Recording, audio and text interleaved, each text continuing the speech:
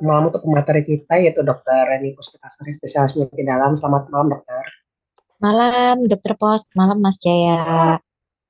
Malam Gimana dok semuanya ya. kabarnya dok? Baik, Mas. Alhamdulillah.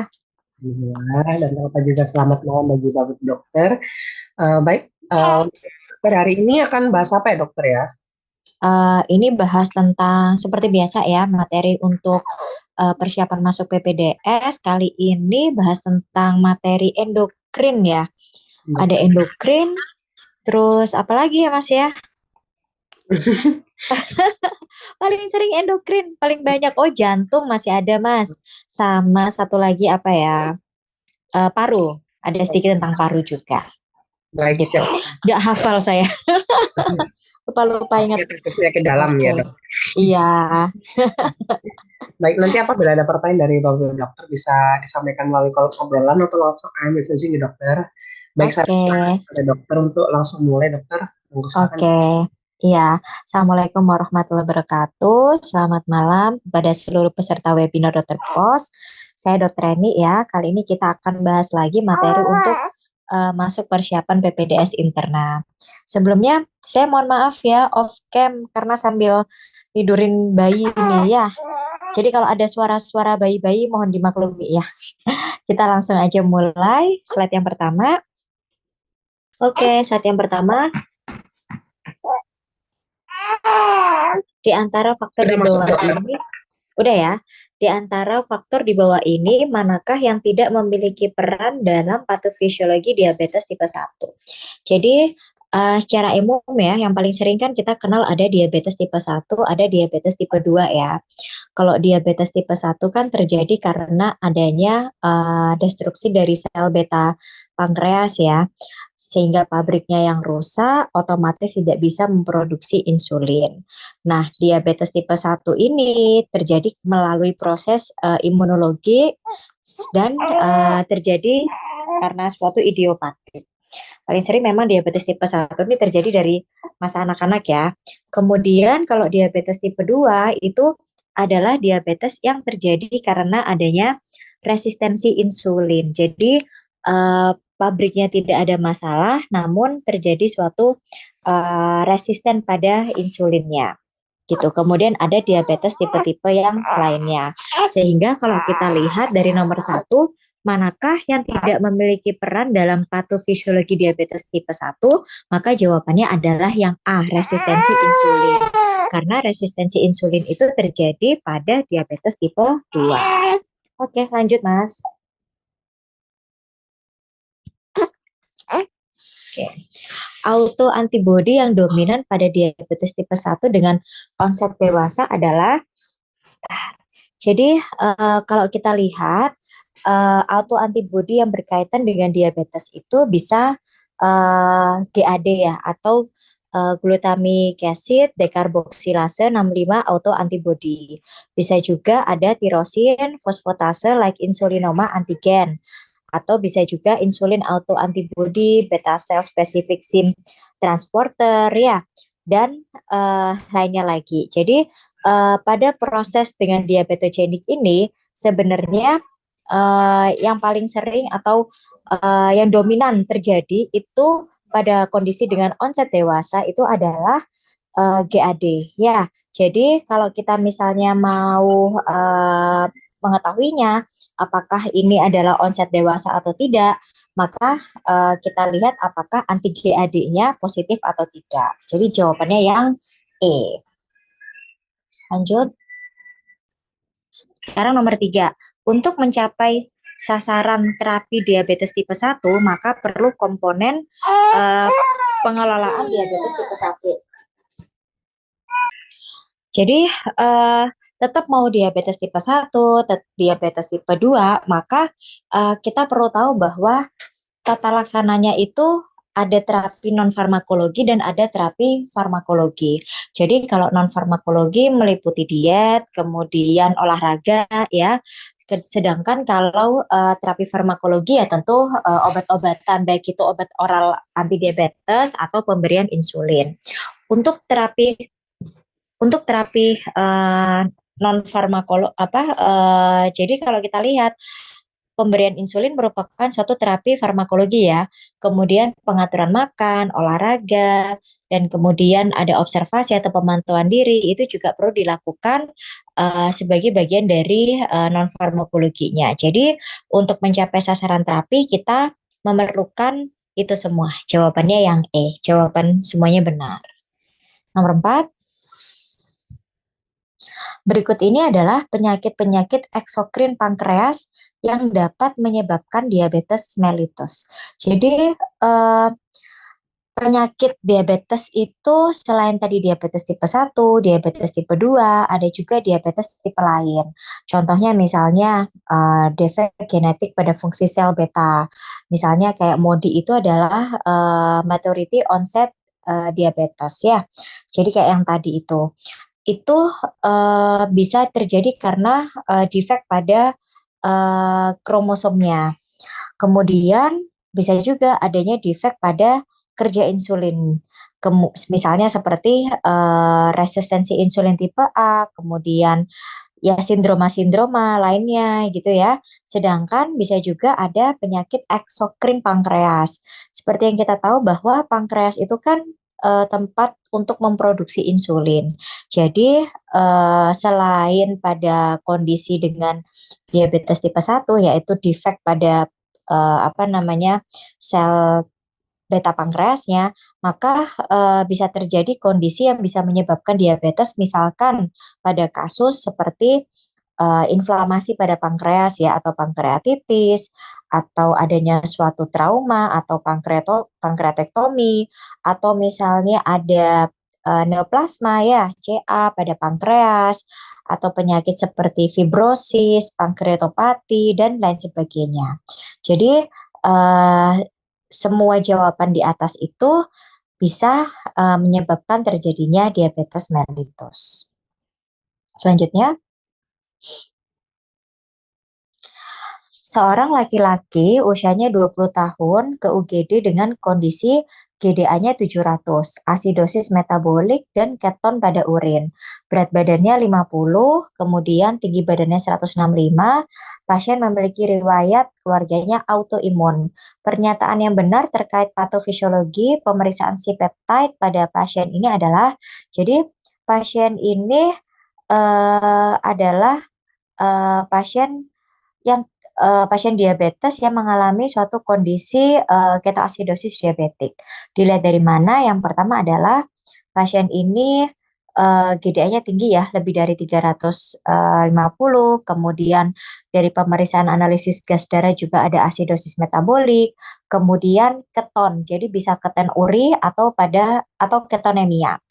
Nah, ada riwayat keluarga dengan autoimun. Jadi umumnya adalah pasien-pasien dengan diabetes tipe 1 kan terjadi karena suatu autoimun. Nah, pernyataan yang benar tentang patofisiologi pemeriksaan C-peptide pada pasien ini adalah, jadi eh, kalau terjadi pada anak-anak memang itu adalah diabetes tipe 1 ya, tapi ada diabetes yang terjadi pada usia yang lebih muda. Jadi usia dewasa tapi dia lebih muda, lebih lebih awal datangnya. Nah, itu adalah istilahnya adalah MODY maturity onset diabetes yang. Jadi awalnya MODY itu didiagnosis sebagai diabetes tipe 1 atau diabetes tipe 2, tapi ternyata MODY ini kan juga terjadi karena adanya suatu kelainan pada kromosom ya seperti slide yang sebelumnya. Nah, untuk mengetahuinya apakah seseorang itu menderita diabetes atau tidak, maka tetap memerlukan pemeriksaan sederhana seperti kita perlu selain ini ya, selain gejala klinis dan sebagainya, itu kita perlu tahu glukosa acaknya gimana, glukosa darah puasanya bagaimana, 2 jam postprandialnya gimana, kemudian tes toleransi oral glukosa, A1C, kemudian si peptide, urinalisisnya, apakah ditemukan glukosuria atau tidak gitu. Itu adalah pemeriksaan yang sederhana. Nah, untuk menentukan apakah ada derajat kerusakan sel beta atau tidak, maka kita bisa memeriksakan yang namanya adalah C-peptide gitu. Jadi dengan melakukan pemeriksaan C-peptide itu kita bisa membedakan apakah dia diabetes tipe 1 tipe 1, tipe 2 dan MODI. Itu adalah untuk membedakan apa namanya menggunakan C-peptide untuk menentukan derajat kerusakan sel beta pankreasnya. Ya, kemudian lanjut. Seorang perempuan usianya 40 tahun ke UGD dengan penurunan kesadaran sejak 1 jam sebelum masuk rumah sakit. Dari keterangan keluarga, pasien mengeluh lemah, penglihatannya kabur, berkeringat, banyak gemetar, dan tidak ada riwayat jatuh maupun sakit sebelumnya dengan pola makan normal. Dari pemeriksaan gula darah, GDA-nya 30. Setelah diberikan bolus D40 dan infus dextrosa, 10% pasiennya sadar. Setelah dilakukan monitoring ketat selama 1 hari, didapatkan kadar gula darahnya selalu rendah. Jadi hipoglikemi berulang ya. Setelah dilakukan pemeriksaan laboratorium, kreatininnya 0,9, C-peptide-nya dia meningkat. Maka diagnosis yang paling mungkin pada pasien ini adalah, jadi kalau ada suatu kondisi dengan hipoglikemi yang berulang, maka kita perlu memikirkan adanya suatu tumor ya atau insulinoma gitu. Jadi produksi insulinnya dia jadi berlebihan sekali gitu sehingga terjadi kondisi hipoglikemik yang berulang. Lanjut. Ini ya. Jadi gejalanya karena dia adalah hipoglikemik, maka ya keluhannya persis kayak tanda-tanda orang yang mengalami penurunan kadar gula darah. Mulai dari berdebar, penglihatan kabur, lemah, terus kemudian kejang, tidak sadar karena hipoglikeminya berat ya. Kemudian diberikan D40, dikoreksi, naik, tapi kemudian mudah turun kembali dan itu terjadi berulang-ulang gitu. Oke, selanjutnya. Seorang wanita ibu rumah tangga berusia 35 tahun dikonsulkan dari sejawat dokter kandungan dengan diagnosa G2 P0A1. Berarti kehamilan yang kedua ya, aterm 1. Hamil 26 minggu dengan diabetes gestasional. Pada pemeriksaan fisik, tensi, nadi, RR, suhu stabil, berat badannya dia 35 kilo. Pasien membawa hasil laborat GDP-nya 145, GD2 jam PP-nya 250. Setelah pembatasan kalori 25 kilokalori per kilogram berat badan, pasien tetap melakukan aktivitas seperti biasa sesuai anjuran dari dokter kandungan. Patofisiologi apa yang mendasari hal tersebut? Jadi ini adalah diabetes mellitus gestasional ya, karena usianya juga sudah 26 minggu, kemudian didapatkan gula darah puasa 145 dan gula darah 2 jam postprandialnya juga 250. Jadi apa sih patofisiologi yang mendasari terjadinya suatu diabetes mellitus gestasional? Itu adalah suatu proses autoimun.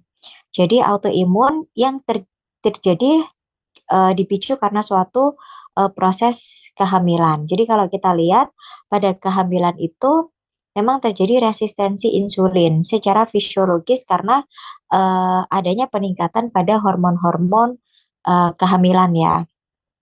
Gitu. Jadi idealnya memang kita perlu mengetahui apakah diabetes pada kehamilan itu terjadi sebelum usia 20 minggu ataukah dia lebih dari 20 minggu ya. Kalau kurang, maka kita sebut dia dengan diabetes pregestasional atau pasien yang ada riwayat diabetes sebelumnya itu kita masih sebut pregestasional. Tapi kalau sudah di atas 20 minggu ya, itu kita sebutnya dengan diabetes mellitus gestasional. Prinsipnya tetap sama ya, non farmakologis dan farmakologis, mulai dari pengaturan diet, kemudian tetap melakukan aktivitas fisik, dan untuk pemberian farmakologi paling aman adalah kita memberikan insulin, itu yang paling utama. Oke, lanjut.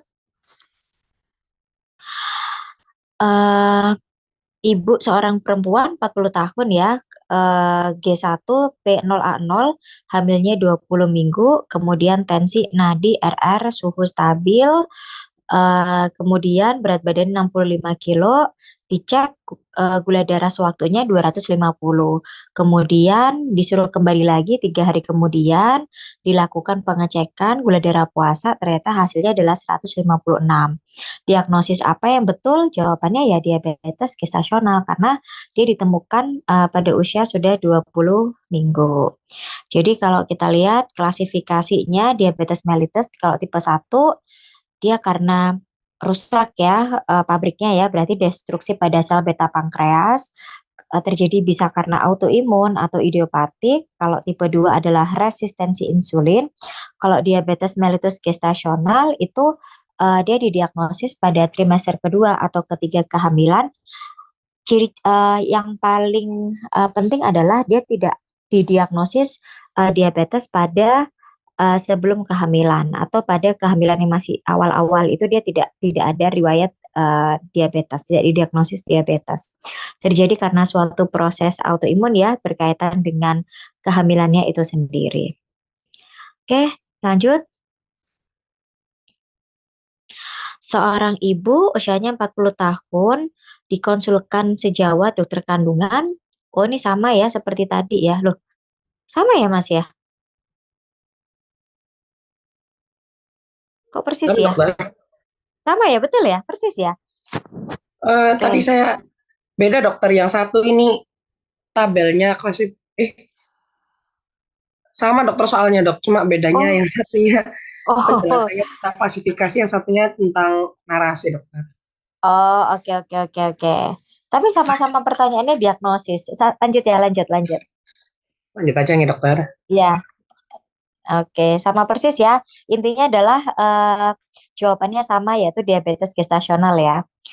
Kemudian nomor 10. Di bawah ini adalah kriteria penegakan. Oh, ini udah masuk jantung ya. Diagnosa di bawah ini adalah kriteria penegakan diagnosa gagal jantung. Oke, jadi gagal jantung itu kan sebenarnya gagal jantung itu adalah suatu sindroma klinis ya. Karena apa? Ketidakmampuan jantung untuk memompa darah ke seluruh tubuh gitu. Nah, kita kenal bahwa gagal jantung itu ada gagal jantung yang paling sering ya gagal jantung kiri dan gagal jantung kanan ya. Kalau gagal jantung kiri dia lebih ke arah seperti apa namanya eh kayak edema paru gitu ya. Kemudian kalau gagal jantung kanan itu lebih ke arah seperti ada bengkak-bengkak, ya bengkak-bengkak tungkai gitu. Nah, itu lebih ke arah apa namanya gagal jantung kanan paling sering kayak gitu. Nah, sekarang di bawah ini adalah kriteria untuk menegakkan diagnosis gagal jantung. Otomatis karena adanya gangguan pada pompa sehingga tidak bisa memenuhi apa namanya sirkulasi pompa darah ke seluruh tubuh ya secara adekuat, otomatis gejala yang muncul bisa seperti sesak nafas saat istirahat. Kalau sudah saat istirahat berarti gagal jantungnya udah kelas 4 ya.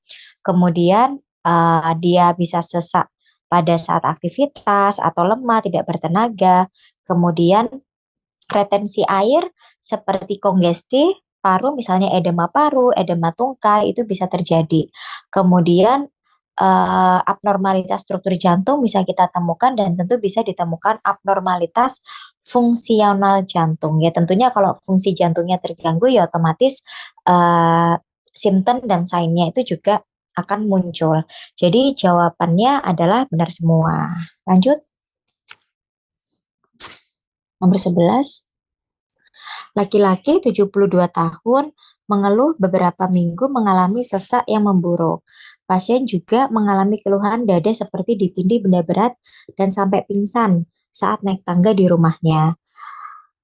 Pasien sering sesak di malam hari dan tidur dengan bantalan tinggi. Dari pemeriksaan fisik, tensi tekanan vena jugularis 5+4. Kemudian bronki basah halus pada kedua basal paru, murmur sistolik ya grade 3/6 pada proyeksi katup di sela iga 2 parasternal kanan yang dapat terdengar juga pada arteri femoralis serta edema pitting kedua pretibial. Pasien juga terlihat kepalanya mengangguk-angguk mengikuti denyut jantung. kondisi apa yang terjadi pada pasien ini? Ini adalah suatu kondisi dengan gagal jantung. Ya, karena apa? Karena dia ada sesak. Kemudian ada tanda-tanda kongestif ya, mulai dari JVP-nya meningkat, kemudian dia sudah ada apa namanya eh, edema piting ya. Kemudian kenapa dia akut? Karena meskipun dia sudah mengalami kondisi ini beberapa minggu, tetapi semakin lama dia mengalami suatu perburukan yang baru terjadi gitu. Kemudian yang pasti ini adalah gagal jantung akut, namun kita harus tahu penyebabnya karena apa. Kalau kita lihat ada murmur sistolik, kemudian yang kita dengarkan di sela iga 2 parasternal kanan. Jadi sela iga 2 itu kan berarti katupnya aorta ya, parasternal kanan ya.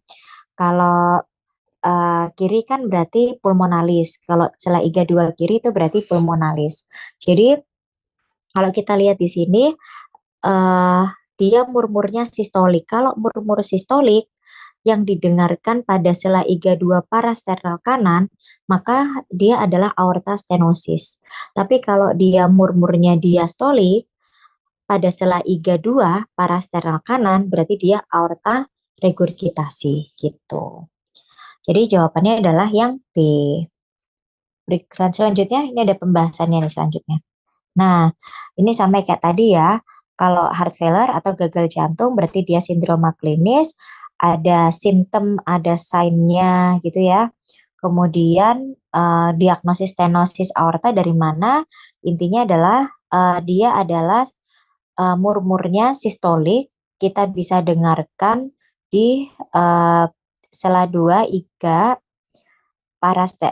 parasternal kanan ya. Itu adalah lokasi aorta. Kemudian dia itu murmurnya dia keras, kemudian ada ngetrilnya. Nah, itu adalah ciri-cirinya dari aorta stenosis. Gitu. Lanjut. Laki-laki usianya 72 tahun, kemudian mengeluh beberapa minggu mengalami sesak yang memburuk, kemudian keluhannya dada seperti ditindih benda berat sampai pingsan saat naik tangga di rumahnya. Pasien juga sering sesak di malam hari dan tidur dengan bantal yang tinggi. Jadi ini udah tanda-tanda gagal jantung. Dari pemeriksaan fisik didapatkan tekanan vena jugularis ya 5+4, bronki basah halus pada basal kedua paru, serta edema piting kedua pretibial. Apa yang perlu diperhatikan dalam pemberian terapi diuretik pada gagal jantung akut? Jadi um, gini, uh, gagal jantung akut tentu kita perlu memberikan suatu diuretik. Yang perlu kita tahu adalah diuretik yang kita berikan itu, misalnya contohnya adalah uh, furosemid ya, force diuretik. Itu cara kerjanya dia adalah berikatan dengan albumin. Jadi pada kondisi dengan hipoalbumin itu akan mempengaruhi cara kerja dari obat itu sendiri. Ya, kemudian selain itu kita perlu tahu bahwa ternyata penggunaan diuretik yang tinggi, yang dengan dosis yang tinggi itu juga bisa juga memicu terjadinya suatu hipoalbumin, hiponatremi juga bisa karena kan dia force ya, dia dikeluarin terus dan bisa menyebabkan terjadinya hipotensi juga. Sebenarnya tidak diberikan apa ya force diuretik itu lama-lama dia bisa menurunkan tensi itu bisa banget, apalagi kalau kita memberikan bersama dengan obat-obatan anti hipertensi yang lainnya, jadi semakin bisa menyebabkan hipotensi gitu. Kalau pada kondisi dengan gagal jantung memang kita perlu sih ya S inhibitor atau ARB itu kan memang protapnya ya gitu. Kalau pada kondisi dengan gagal jantung kemudian ada tanda-tanda misalnya edema, kongestif, ya tetap kita harus ditambahkan diuretik. Lanjut, yang A ya, berarti ya. Oh, ini adalah penjelasannya. Jadi kalau loop diuretik itu contohnya seperti furosemid ya. Itu kita gunakan pada kondisi dengan kongestif atau adanya suatu overload syndrome gitu. Cuman kita perlu tahu bahwa pemberian diuretik loop itu tentu dia bisa menyebabkan suatu hipotensi. Dia bisa memicu hipoalbumin, hiponatremi, kemudian hipotensi sudah bisa menyebabkan hipotensi dan eh, bisa semakin hipotensi lagi kalau kita berikan bersamaan dengan antihipertensi yang lainnya gitu. Oke, lanjut. Pasien laki-laki 58 tahun ke IGD, sesak hebat sejak 1 hari yang lalu, kemudian sering terbangun di malam hari karena sesak. Ini udah ciri-ciri orang yang mengalami congestive heart failure. Kemudian kedua tungkainya sembab ya. Kemudian ada penurunan berat badan. Pasien sebelumnya 3 bulan yang lalu dikatakan memiliki sakit jantung dan mendapatkan obat captopril, bisoprolol, spironolakton. Ini udah obat-obatan untuk gagal jantung. Pasien memiliki riwayat darah tinggi sejak 10 tahun. Pada pemeriksaan fisik tensinya 100/70, nadi 68, JVP-nya meningkat 15/3, bronki basah halus di kedua basal paru, batas jantung kirinya dia melebar, ada edema tungkai. Klasifikasi gagal jantungnya kelas berapa? Jadi kalau kelas 1 masih belum ada pembatasan ya. Kalau kelas 2 dia sudah ada pembatasan fisik tapi masih minimal jadi masih bisa melakukan aktivitas. Kemudian kelas 3 dia sudah mengalami pembatasan fisik lagi. Lebih parah dibanding yang kelas 2. Kemudian kalau kelas 4 dia itu pada kondisi istirahat saja dia sudah mengalami sesak nafas. Itu adalah kelas 4. Jadi kalau kita lihat sesak berat, sesak hebat, dan sering terbantu malam hari karena sesak, berarti kan otomatis dia sudah tidak bisa melakukan aktivitas ya. Itu berarti masuk ke New York Heart Association Functional Classification yang kelas 4. Lanjut. Laki-laki 58 tahun, oh ini sama ya seperti tadi. Jadi pemeriksaan awal yang paling tepat dilakukan pada pasien, ya kita perlu melakukan pemeriksaan ekokardiografi. Jadi dari eko itu kita bisa lihat berapa sih seperti EF-nya, berarti ejection fraction-nya berapa, kapasitas jantungnya dia sudah sampai berapa persen. Selain itu kita juga bisa melihat bagaimana sih seperti katup jantungnya, kemudian penyebab penyebab gagal jantungnya karena apa, itu kita bisa melihat dari ekonya semua. Jadi pemeriksaan awal ya tentu kita eko ya. Ah, kalau troponin T itu kan kita ngelihat untuk pada kasus seperti infark miokard akut. Kalau fotoronsen ya kita hanya bisa melihat adanya pembesaran jantung gitu aja, kardiomegali gitu aja. Kalau elektrokardiografi kita bisa melihat uh, adanya suatu iskemik, gitu kita bisa lihat ya. Kemudian pembesaran jantung juga kita bisa lihat. Tapi untuk bisa melihat bagaimana fungsi jantungnya, tinggal berapa persennya, kemudian bagaimana kondisi katup dan dinding dan sebagainya, itu kita ceknya untuk pemeriksaan awal yang paling tepat adalah dengan eko.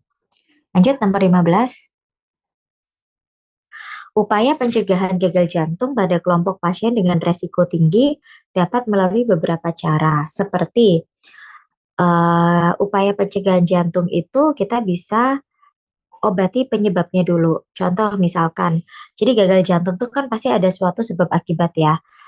Bisa karena hipertensi lama yang tidak terkontrol, bisa karena diabetes lama dia tidak terkontrol, bisa karena ada riwayat dulu pernah infark miokard, kemudian dia tidak diobatin, tidak berobat secara rutin, itu bisa.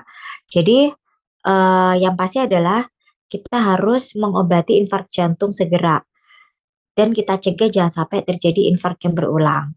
Kemudian kalau dia ada problem masalah uh, katup bocor ya tentu kita harus atasi itu, kita harus koreksi itu supaya tidak terjadi gagal jantung. Kemudian misalnya nih pasien itu ada jantung koroner, kemudian kerusakan miokard yang disebabkan karena jantung koroner, itu kita harus obatin semuanya. pengobatan hipertensi agresif atau mungkin dia ada diabetes, kita juga harus agresif. Jadi kita harus mengobati kausanya supaya tidak terjadi komplikasi berupa gagal jantung. Jadi jawabannya semua benar. Nomor 16, beberapa obat dapat memicu hipotensi ortostatik yang menyebabkan sinkop, terutama pada pasien geriatrik. Berikut ini merupakan contoh obat yang dimaksud. Jadi eh, hipotensi ortostatik itu dia sebenarnya apa ya, suatu kondisi yang terjadi kan penurunan tekanan darah akibat perubahan posisi ya. Jadi posisi dari tiduran, duduk dan berdiri itu mengalami penurunan tekanan darah. Jadi semakin tinggi posisi tubuh kita dengan ground itu maka tensinya akan semakin turun. Nah, terutama pada geriatrik karena kan tentu pembuluh darahnya dia sudah berbeda ya. Pada usia lanjut itu terjadi gangguan pada redistribusi darah juga. Nah, eh, hal-hal apa saja yang semakin memicu terjadinya ortostatik hipotensi? Ya tentu satu diuretik. Tadi seperti yang sudah kita bahas bahwa diuretik itu memiliki efek samping berupa penurunan tekanan darah atau hipotensi. Apalagi kalau dia digabung dengan obat-obatan anti hipertensi lainnya seperti S inhibitor, seperti ARB. Kemudian berikutnya adalah obat-obatan anti hipertensi itu sendiri. Jadi mulai dari S inhibitor ya, terus kemudian obat seperti penghambat adrenergic alpha ya, yang sering kita pakai pada kondisi pasien dengan BPH gitu. Kemudian tranquilizer atau obat-obatan yang lainnya lah, antidepresan, alkohol, itu semuanya yang bisa menyebabkan suatu vasodilator atau pelebaran pembuluh darah itu akan memicu terjadinya penurunan tekanan darah atau hipotensi ortostatik. Jawabannya semua benar. Nomor 17, seorang wanita usia 40 tahun datang dengan nyeri dada dan riwayat sinkop berulang hingga 2 kali. Pemeriksaan fisik, obesitas, pada jantung didapatkan mid eh, apa ini? Mid systolic ejection murmur terdengar paling jelas di aorta, menjalar ke daerah karotis, disertai S4 galop, denyut karotis yang menghilang. Pemeriksaan nadi yang dapat kita jumpai adalah, jadi kalau kita lihat di sini, kita udah bahas ya, kalau kita dengerin dikatup di aorta, berarti pemikirannya dia adalah aorta stenosis atau dia aorta regurgitasi. Kalau dia aorta stenosis, maka dia bunyinya adalah sistolik. Bunyinya di sistolik, fase sistoliknya, murmurnya. Kalau dia aorta regurgitasi, berarti dia pada diastoliknya. Jadi karena ini adalah sistolik, dan kita dengarkan paling jelas di aorta, maka dia adalah aorta stenosis. Nah, pemeriksaan nadi yang bisa kita jumpai itu adalah pulsus parvus et tardus. Itu terjadi pada aorta stenosis. Oke, ini ya. Jadi pulsus parvus et tardus itu adalah perabaan amplitudo nadinya yang dia semakin menurun gitu. Oke, lanjut. Laki-laki 56 tahun datang ke IGD dengan riwayat sering pingsan sejak 1 bulan terakhir. Pasien memiliki penyakit hipertensi selama 10 tahun dan dislipidemia yang selama ini diobati secara rutin. Pasien juga seorang perokok aktif. Dari pemeriksaan EKG ada gambaran seperti di bawah ini. Kalau kita lihat itu berarti gambarannya adalah suatu gambaran ini ya, bradikardi ya pasiennya ya, bradiaritmia. Jaraknya itu kalau kita lihat dari kompleks QRS ke QRS itu kan jauh ya, berarti dia bradikardi. Nah, apa sih tata laksananya? Jadi kita harus tahu bahwa definisi bradikardi adalah kalau heart rate-nya itu adalah kurang dari 50 kali per menit ya. Bisa juga kurang dari 60 kali per menit. Yang pasti kita harus mengidentifikasi dan kita harus menerapi underlying disease-nya itu apa, underlying cause-nya itu apa. Kita tetap harus melakukan suatu airway breathing circulation-nya, jangan lupa ya. Kemudian kita monitoring kardiaknya, kita lakukan EKG 12 lead, kita monitoring. Nah, sebenarnya tidak semua bradikardi itu kita berikan obat. Kalau dia asimptomatik, maka nggak perlu kita apa-apain. Tapi kalau dia simptomatik, ya simptomatik berarti kayak pasien ini kan sering pingsan berulang, berarti dia kan simptomatik. Maka kita perlu memberikan pengobatan, apalagi dia eh, apa namanya terjadi pingsan yang berulang. Kita harus evaluasi nih, apakah ada hipotensi atau tidak, apakah ada perubahan kesadaran atau tidak, apakah ada tanda-tanda shock atau tidak, apakah ada chest discomfort atau ada tanda-tanda gagal jantung akut atau tidak. Kalau misalnya itu semua tidak ada, berarti kan asimptomatik, hanya perlu dimonitoring dan diobservasi saja.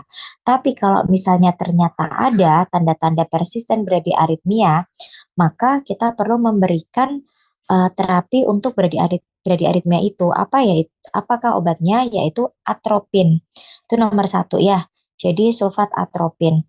Kalau pemberian atropinnya itu ternyata tidak efektif, maka kita bisa memberikan seperti dopamin, kita bisa berikan epinefrin ya, atau pacing gitu. Oke, lanjut. Jadi jawabannya yang sulfat atropin. Lanjut ya. Sekarang masuk ke paru. Seorang laki-laki usianya 58 tahun datang ke poli penyakit dalam dengan batuk dan dahak berwarna putih, kental. Keluhan batuk berulang sejak 1,5 tahun yang lalu, kemudian memberat sejak 2 minggu yang lalu. Sesak nafas dirasakan kadang saat batuknya muncul. Demam tidak dikeluhkan. Pasien merokok kurang lebih 2 bungkus ya per hari. Ini clue-nya ya. Perokok pasien ini sejak usia muda. Pasien berhenti merokok sejak 1 bulan yang lalu. Kemudian, nah tanda fisiknya dia ada barrel chest. Suara nafas vaskulernya menurun, ekspirasinya memanjang.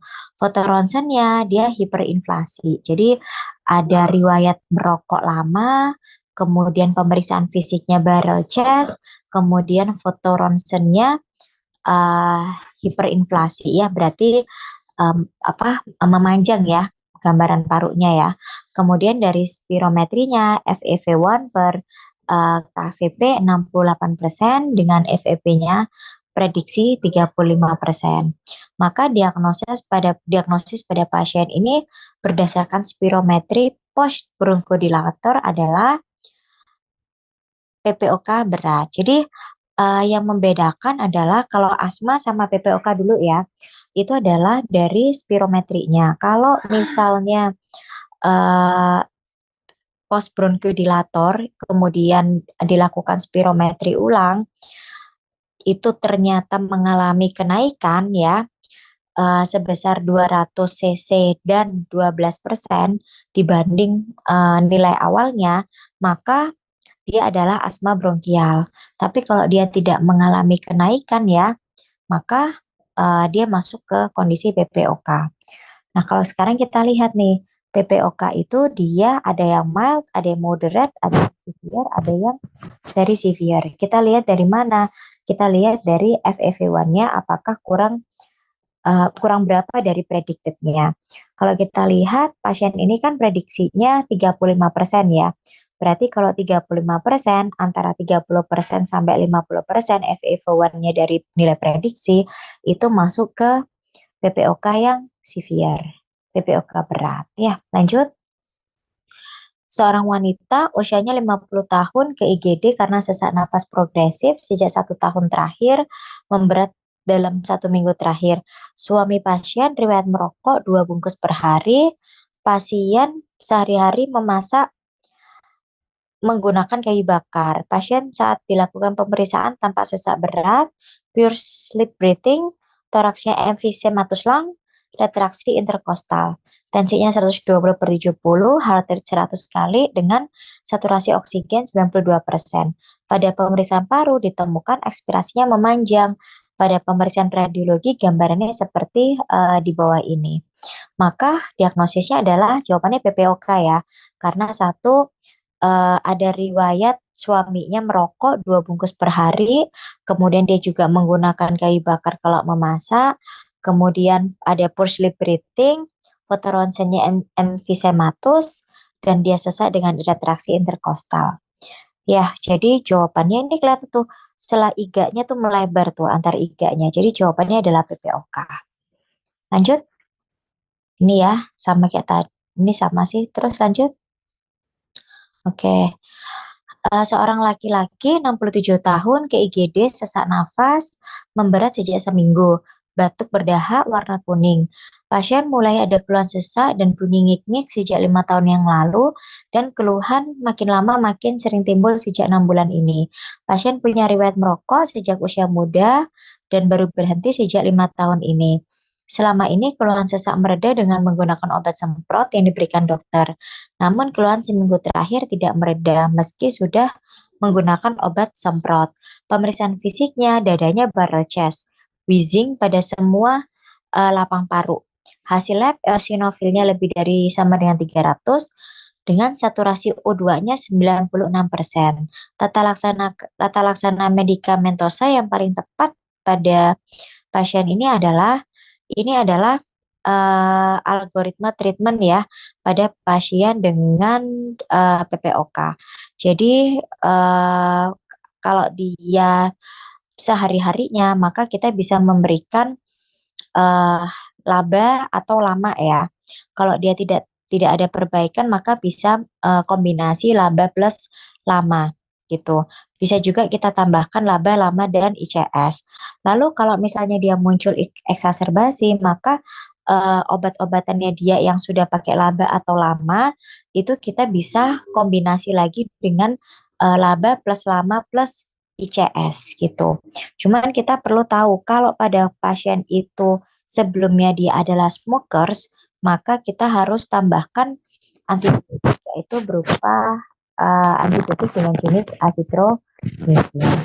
Jadi jawabannya adalah kita kasih laba lama, kemudian kita kasih kortikosteroid ya, sama karena pasien ini adalah sebelumnya perokok, maka kita memerlukan antibiotik azitromycin.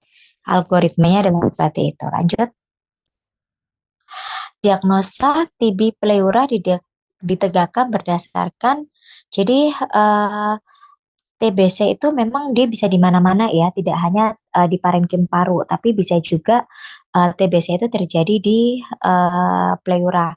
Jadi untuk mengetahui dan menegakkan diagnosa secara pasti TB pleura atau tidak adalah dengan cara kita memeriksakan cairan pleuranya. Jadi kita analisis dan kita kultur seharusnya itu adalah yang paling pasti ya. Dan ternyata kita temukan adanya basil pada tuberkulosa. Oke, lanjut. Laki-laki usia 34 tahun ke IGD, sesak nafas semakin hebat sejak 4 hari sebelumnya, kemudian sesak nafas tidak berkurang dengan istirahat. Batuk sejak 3 minggu terakhir tidak disertai mengi, dan pasien lebih nyaman berbaring ke sisi yang kanan. Pasien kadang demam, nafsu makan, dan berat badan semakin turun, riwayat OAT dan kontak dengan TB disangkal. Dari pemeriksaan hasil analisa cairan pleura, ternyata ditemukan sel MN-nya 85%, Rivalta-nya positif, LDH 390 dan adanya 95. Jadi kalau kita lihat ada adenosin apa ya, ada ya itu pemeriksaan untuk mengetahui TB atau tidak juga itu kalau tinggi, kemudian LDH, Rivalta-nya juga positif, dominan MN 85%, maka jawabannya adalah TB. Jadi karena pasien ini mengeluh sesak nafas dan dia lebih enak pada uh, salah satu posisi ya, maka dan ada demam juga, maka dia adalah pleuritis TB. Lanjut, ini ya kita perlu kalau ada apa kondisi sesak nafas, kemudian kita lihat juga ada penumpukan cairan pada pleura juga, itu kita perlu menganalisis cairan tersebut untuk mengetahui apakah dia TB atau tidak. Nah, kita lihat analisis cairan pleura itu transudat atau dia eksudat.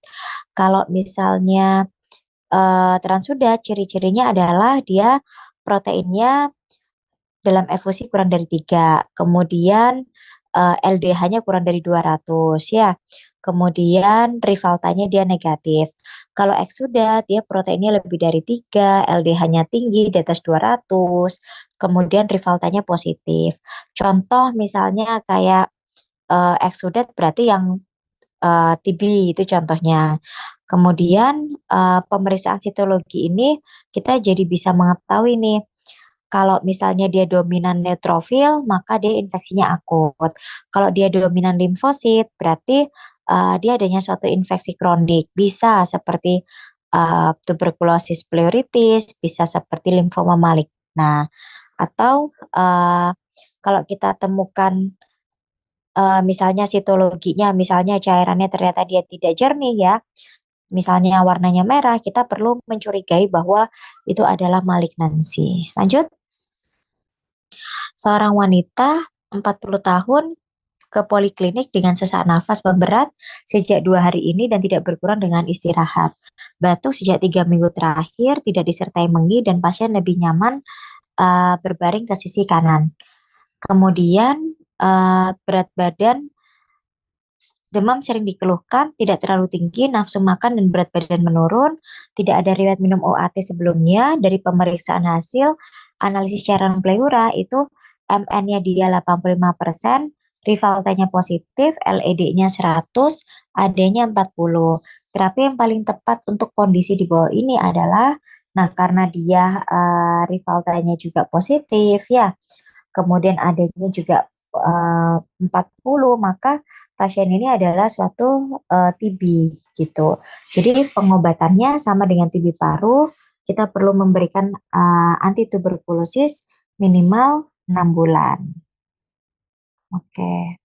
Jadi pengobatan TB pleura itu sama dengan pengobatan TB paru. Dengan panduannya tetap pakai 2-HRZE, 4HR ya, karena pasien ini juga tidak ada riwayat minum OAT sebelumnya sehingga kita masukkan ke kategori 1. Lanjut. Ini terakhir ya.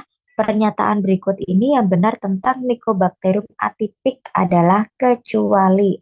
Jadi definisi kuman Mycobacterium itu adalah kuman yang dia bentuknya seperti bentuknya batang ya. Kemudian dia juga disebut sebagai basil yang tahan asam. Nah, Mycobacterium itu dia banyak sekali macamnya. Ada Mycobacterium tuberculosa, ada Mycobacterium lepra, ada Mycobacterium apa namanya atipik. Kalau Mycobacterium atipik itu adalah suatu Mycobacterium non tuberkulosis. Jadi Mycobacterium yang bukan tuberkulosis itu juga banyak dijumpai di apa namanya di Indonesia ya. Nah, eh, berikut ini yang benar tentang Mycobacterium atipik adalah dia basil yang tahan asam. Jadi dia bentuknya memang seperti batang. Kemudian ciri-cirinya adalah sulit diwarnai. Dia juga tahan asam ya. Sebagian besar dia adalah saprofit. Nah, kemudian jadi golongan saprofit ini dikenal juga dengan nama Mycobacterium atipik. Jadi saprofit itu ya Mycobacterium atipik. Yang kecuali yang tidak benar adalah Mycobacterium lepra. Yang E ya. Oke, sudah selesai ya nih ya. Oke, sekarang saya kembalikan ke moderator Mas Jaya. Silakan Mas. Baik, terima kasih dokter. Monggo dari Bapak Ibu dokter apabila ada pertanyaan bisa dikirimkan ke kolom obrolan atau langsung unmute saja nih dokter. Silakan dok. Izin bertanya dok. Halo. Boleh, silakan dokter. Jadi dok, izin untuk pasien dengan diabetes gestasional itu kan pilihannya memang insulin ya dok. Lah itu Iya. untuk pilihan insulinnya apa ya dok? Oke, jadi pilihan insulin sebenarnya bisa sih. Nomor satu kita pilih itu adalah insulin. Tapi kalau misalnya tidak ada insulin, sebenarnya kita boleh kok pakai metformin itu nggak apa-apa. Cuman kalau ada insulin tetap paling bagus adalah insulin. Pemberiannya kita utamakan pakai yang golongan yang short acting sebenarnya. Rapid acting istilahnya gitu. Jadi ya yang cara kerjanya rapid acting yang kita pakai terlebih dahulu gitu. Siap, Dok. Sama-sama. Ada lagi? Silakan dokter, apabila ada pertanyaan. Dokter, saya izin tanya dokter. Eh, Cara membedakan, gini dokter, angina itu, saya izin konfirmasi, apakah angina itu harus selalu, ini dokter, dia nyeri dada dokter. Apakah nyeri dada itu, misalkan kita merujuk ke Pasti jantung ya angina. dok ya, Mm-mm. apakah itu selalu angina atau bisa aja itu karena gejala HHD gitu dokter? Apa gejala apa? HHD, hipertensi vertisis gitu dokter. Oh, kalau hipertensi heart disease itu kan hipertensi heart disease itu jadi dia apa ya? Jantungnya dia melebar. Jadi gini, kalau orang dengan hipertensi itu kan otomatis lama-lama dia bisa mengalami satu kardiomegali ya. Nah, kardiomegali jadi jantungnya melebar karena dia riwayat hipertensi itu kita sebutnya hipertensi heart disease. Jadi ya orang yang dengan hipertensi heart disease tanpa ada keluhan iskemik tanpa ada suatu iskemik dan lain sebagainya ya dia nggak nyeri dada. Jadi orang-orang yang dengan hipertensi aja hipertensi lama gitu ya misalkan ya itu hipertensi heart disease gitu loh dokter maksudnya paham nggak maksudku? Nah kalau misalnya angina itu kan angina pectoris itu kan dia terjadi karena adanya suatu ini apa namanya aliran atau flow yang dia tidak lancar gitu kan pada apa namanya pada pembuluh darah. Itulah kenapa terjadi suatu angina gitu. Jadi kausanya beda sih. Kalau misalnya angina, dia larinya lama-lama akan menyebabkan kalau dia tidak diobatin ya, angina ternyata angina pectoris ya yang apa mulai dari yang unstable terus dia jadinya apa namanya IMA ya. IMA itu kan mulai dari unstable, STEMI sama STEMI ya. Kalau dia nggak diobatin ya lama-lama dia bisa jadi heart failure gitu. Kalau orang hipertensi heart disease dia jantungnya aja melebar karena dia hipertensi. Kalau dia tidak diobati hipertensinya secara rutin, yang tadinya cuma membesar aja tanpa ada gangguan fungsi, lama-lama dia mengalami gangguan fungsi. Jadinya hipertensi heart failure gitu. Baik dokter, terima kasih dok. Berarti kalau ada nyeri dada, auto fix angina gitu ya dok ya? Tergantung nyeri dada itu kan nyeri dadanya apakah dia typical chest pain atau atypical chest pain. Hmm, Jadi nyeri dada itu orang GERD juga bisa nyeri dada loh, ya kan? Orang pleuritis itu juga bisa nyeri dada gitu. Macem-macem lah, orang sakit mah juga bisa rasanya kayak nyeri dada gitu. Jadi atau orang yang terjadi karena apa ya otot otot dinding dadanya dia mengalami suatu peregangan dia juga bisa mengalami nyeri dada. Tinggal kita lihat apakah dia typical chest pain atau atypical chest pain. Kalau typical chest pain ya dia nyeri dada yang tidak bisa kita tunjuk secara pasti lokasinya di mana. Itu typical chest pain. Atau sensasinya adalah seperti dadanya terasa berat. Atau dia rasanya kayak ditindih benda berat. Misalnya menjalar nyerinya menjalar sampai ke lengan sampai ke leher. Atau misalnya dia sampai disertai kayak keringet dingin kayak orang masuk angin atau menembus sampai ke punggung gitu. Terus kemudian dia nggak sanggup berkata-kata ya, misalnya kayak saking nafas, saking beratnya, saking rasa nyeri dan tidak nyamannya itu dia sampai mau ngomong aja dia sulit. Nah, itu ciri-ciri dari dia typical chest pain. Kalau dia typical chest pain ya berarti dia angina kan, angina pectoris.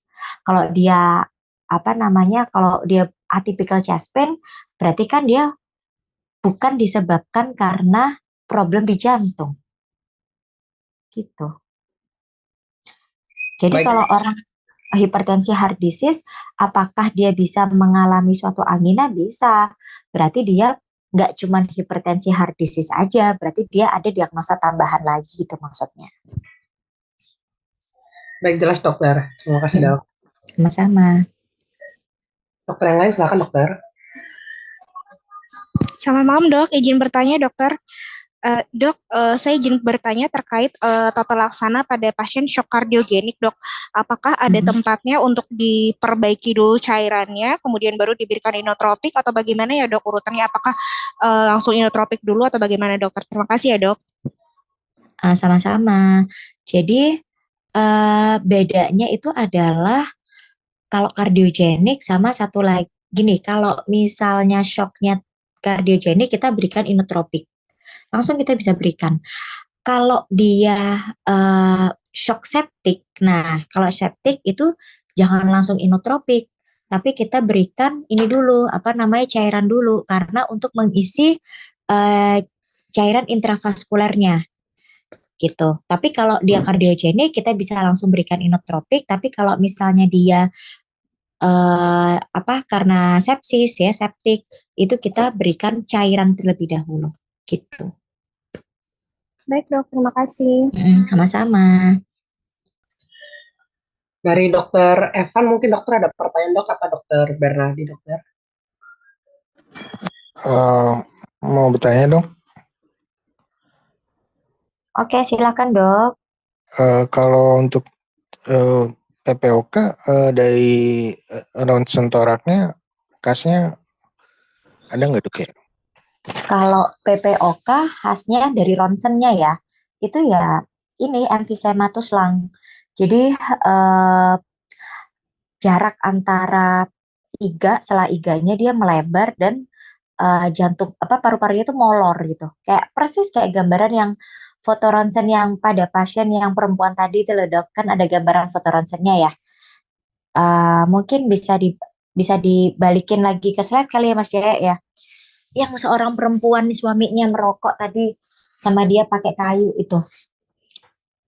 Itu persis kayak gitu tuh dok, gambaran foto ronsennya. Jadi kalau kita lihat aja dari gambaran foto ronsen, sela iganya dia melebar, kemudian paru-parunya molor, yaitu gambaran emphysematus lung, PPOK itu. Paru-parunya gimana dok? Gambaran foto ronsen paru-parunya dia molor ke bawah. Apa tuh ya? Molor bahasa apaan sih? Kayak ke bawah gitu loh dokter. Coba deh Mas Jaya di itu Mas slide-nya. Sebentar dokter. Molor tuh bahasa apa Mas Jaya?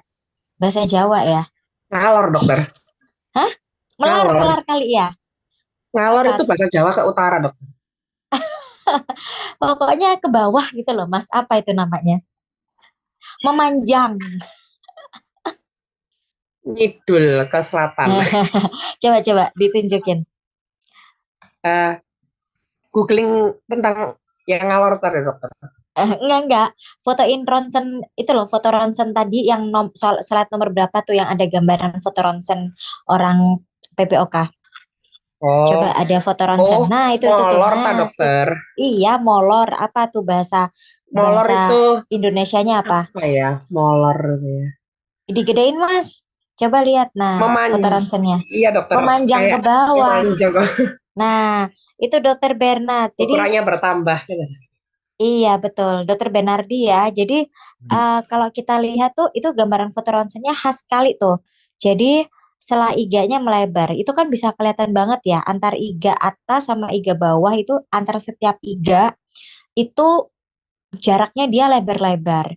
Terus kemudian dari apex sampai ke basal paru itu dia memanjang, lebih memanjang lagi ke bawah. Itu adalah istilahnya gambaran emphysematus lung. Itu khas sekali pada pasien dengan PPOK. Itu kalau gambaran foto ronsen ya dok ya, tanpa kita lihat keluhan ataupun pemeriksaan fisik ya. Itu. Oh iya dok, makasih dok. Oke, sama-sama. Sekarang untuk diagnosis PPOK pakai yang gold terbaru ya dok ya, yang ABE ya dok ya, bukan ABCD lagi ya dok. Bukan ABCD ya dok ya. Dokter Evan, apakah ada pertanyaan dokter yang disampaikan dokter? Yang terdekat ujian apa Mas? Masuk masuk PPDS internal di mana Mas? Yang paling dekat? Saya kurang tahu Nggak dok. tahu ya. UI Mei ini dok tanggal 17 sudah ujian OSCE dok UI. Loh, sekarang masuk ujian internal tuh pakai OSCE ya? Masuk PPDS. Iya dok, beberapa center Oh, ada OSCE-nya dok. UI sih ada ya dok. apa itu yang apa? Yang OSCE apa? Yang di mana? Eh, yang di UI dok. Oh, di UI. Iya dok. Oh, mau daftar UI ya, Dok ya? Ini dokter siapa nih? Dokter Febi ya? Febi, iya dok. Ya Hmm, insya Allah dok. iya, semoga lancar ya. Amin dokter, makasih dok. Sama-sama. Dok, izin bertanya lagi dok. Boleh. Mau tanya Dokter yang bagus tadi ya. untuk derajat PPO kan itu kalau dari soal aja ya dok. Itu Mm-mm. berarti kita lihatnya langsung dari F apa itu dok? Dari FEV Iya. 1 aja ya dok. Nah, langsung Mm-mm. dari itu aja Iya. ya dok. Iya, jadi Hmm. yang pasti kita tentu ya kalau kita mendiagnosis ya kan kita lihat dari anamnesanya, kita lihat dari pemeriksaan fisik itu udah pastiin loh ya itu Iya PPOK dok. atau bukan. Tapi untuk menilai dia mild, moderate, severe, very severe ya kita lihat dari situ. Siap. Berarti kalau untuk yang asesmen CAT atau MRC itu sebenarnya nggak perlu dilihat sampai situ untuk derajatnya ya dok. Langsung Sebenarnya sebenarnya bisa, tapi kan CAT dan lain sebagainya itu kan kayak checklist gitu kan dok, siap. Iya. gitu. Banyak kan itu poinnya, Iya dok. Berarti simpelnya ngapalinnya langsung lumayan. F apa FEV Mm-mm. satunya aja itu ya dok ya. Siap. Iya, itu yang paling ya kalau mudah kita hafalin yang itu memang. Terus satu lagi untuk kalau misal di klinis dok kan Mm-mm. kadang susah bedain itu asma karena bronkial atau asma kardial itu gimana ya dok kalau secara klinis ya dok?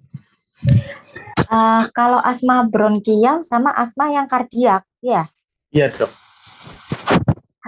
Kalau asma bronkial kan berarti asmanya inti. Kalau asma kardiak itu gimana ya maksudnya ya dok ya? Saya tanya dok. Maksudnya suaranya apakah sama juga wheezing atau frequent? Ya kalau misalnya, setahu saya sih ya kalau kalau misalnya asma bronkial itu ya pasti dia ada wheezingnya, wheezingnya pasti ekspirasi kan gitu. Hmm. Kalau asma kardial, hmm, itu bukan berarti ini dok. Kalau asma kardial itu kan asmanya karena ada kelainan pada organ jantung kan, gitu kan? Itu kan. Nah, kalau asma pada kardial berarti yang paling khas adalah dia keluhan sesaknya dia terjadi pada malam hari pada saat sedang tidur. Itu istilahnya ini loh dok, apa namanya paroksismal apa tuh ya? Nocturnal. Sesak nocturnal paroksismal. Nah, itu adalah asma kardial. Jadi ciri-cirinya adalah dia sesak, tiba-tiba dia sesak dan terbangun malam hari gitu.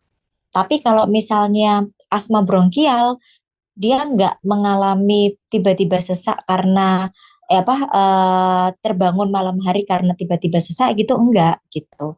Jadi kalau dilihat apakah ada wheezing ekspirator atau tidak, kalau pada asma yang kardial dia nggak khas. Tapi kalau pada asma bronkial dia khas banget ya wheezingnya ada wheezing ekspirator gitu. Siap dok. Terima kasih dok. Mm-mm.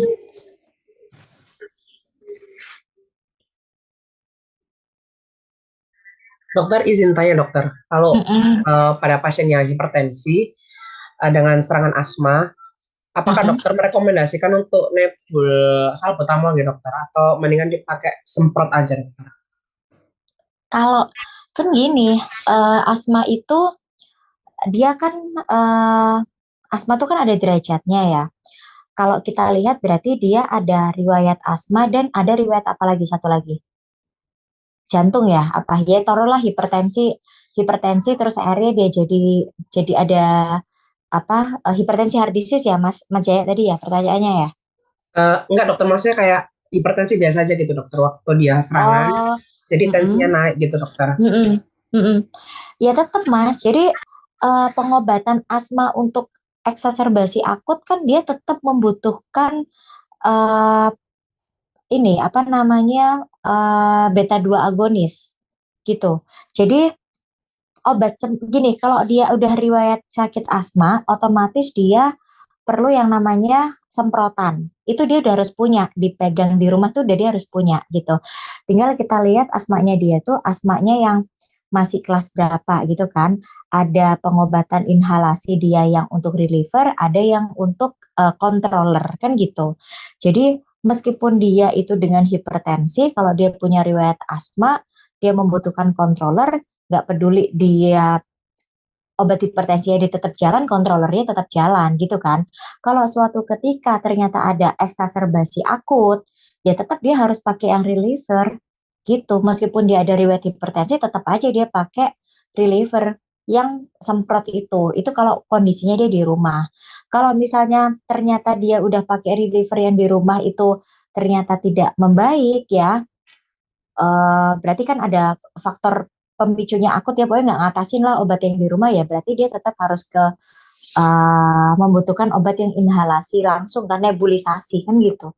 Jadi nggak peduli mau dia hipertensi atau tidak ya kalau memang dia ada riwayat asma dan dia sedang kambuh ya dia tetap membutuhkan obat-obatan yang sifatnya untuk reliever gitu. Jenisnya apa? Mau yang inhaler bentuk inhaler yang di rumah ya kalau dia punyanya di rumah inhaler ya dia pakai. Tapi kalau inhalernya dia nggak mempan ya dia harus ke rumah sakit kan. Atau dia kalau punya yang bentuk inhalasi ya apa nebulisasi ya pakai nebul gitu. Baik, jelas dokter. Soalnya saya pernah diceritain kasus dokter, entah Mm, itu berhubungan atau enggak. Jadi itu pasiennya mm, waktu diperiksa itu dia hipertensi dokter. mm, Tapi dia serangan asma waktu dikasih mm. salbutamol itu. Terus kalau nggak beberapa jam setelahnya tuh keesokan harinya tuh kayak dia deg-degan gitu dokter. Entah itu Oh, entah itu atrial fibrilasi atau apakah ada hubungannya gitu dok antara hipertensi itu dengan pemberian salbutamol. Sebenarnya bukan karena bukan itu, tapi kan salbutamol itu kan memang dia ini apa namanya beta 2 adrenergic toh.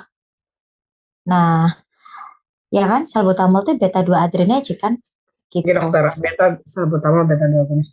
Nah, jadi ya otomatis karena dia itu judulnya aja udah beta 2 adrenergic ya. Berarti kan otomatis dia efeknya ke jantung kan. Bisa ke apa tuh namanya? Ke persarafan yang mempersarafi ke jantung kan. Simpatif simpatif kan? Simpatis, Iya sorry. dokter. Ya kan simpatis kan. Nah, ya bisa dia menyebabkan kayak berdebar gitu ya bisa. Ya tinggal kita monitoring aja. Nggak semua orang hipertensi kayak gitu. Gitu. Tapi ya namanya juga efek samping ya. Jadi ya bisa aja terjadi. Tapi bukan berarti terus semua orang hipertensi tidak boleh mendapatkan salbutamol nggak juga. Siap dokter. Terima kasih dok. Ya sama. Terus satu kasus lagi dokter, saya pernah dapat. Jadi gini, waktu di puskesmas kemarin tuh dok, ada pasien yang tensinya tinggi, emergensi dokter, 190, 200. Nah, di situ tuh ada mulai kayak ini dokter diskusi, harusnya kan biasanya dipakai nifedipin tuh dokter, Aldotoros. Namun ada yang tidak merekomendasikan dokter pakai Aldotoros karena langsung ngedrop tinggi gitu dokter. Pakai apa? Pakai apa? Pakai nifedipin gitu dokter. Terus? Langsung ngedrop tinggi. Nah, prefernya dia itu pakai double anti hipertensi aja gitu dokter. Kamu dokter bagaimana dok untuk kasus yang hipertensi yang sudah di atas 80 tapi nggak ada kayak gejala emergensinya atau Jadi, Dok. Ya, jadi prinsipnya kalau ada hipertensi tinggi itu kita harus tahu dia apakah hipertensi emergensi atau dia hipertensi urgensi. Kalau hipertensi emergensi berarti kan udah ada target organ. Kalau ada target organ berarti pengobatannya dia yang IV, nicardipin, perdipin kayak gitu. Tapi kalau dia hipertensi urgensi, kita pakai oral, Dok, gitu. Jadi pakai pengobatan oral aja nggak apa-apa. Bisa double, triple, atau kita gabung misalnya yang lain lah, kombinasi macam-macam bisa, nggak apa-apa kok gitu. Kalau urgensi kita masih bisa pakai oral, tapi kalau untuk emergensi kita baru pakai yang IV. Jadi mungkin tadi kasusnya urgensi dikasih IV, enggak? Dikasih oral aja, dokter. Oh, Dia dikasih oral. Ya berarti ganti. Kalau terlalu ngedrop, jangan pakai yang nifedipin, mungkin ganti yang lain misalnya.